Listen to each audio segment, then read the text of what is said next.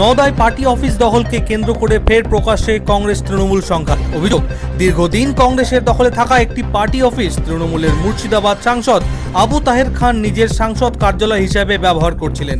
বহরমপুর লোকসভা কেন্দ্রের আওতাধীন এলাকায় কিভাবে ওই কার্যালয় দখলে নেওয়া হয়েছিল তা নিয়ে প্রশ্ন তুলেছেন কংগ্রেস কর্মী সমর্থকেরা।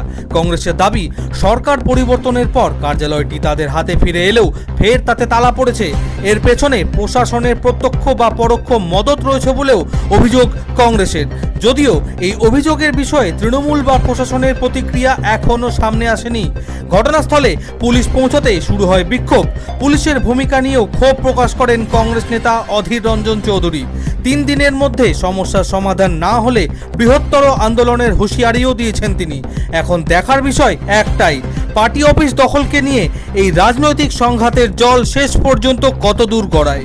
Bureau report, Bangla news.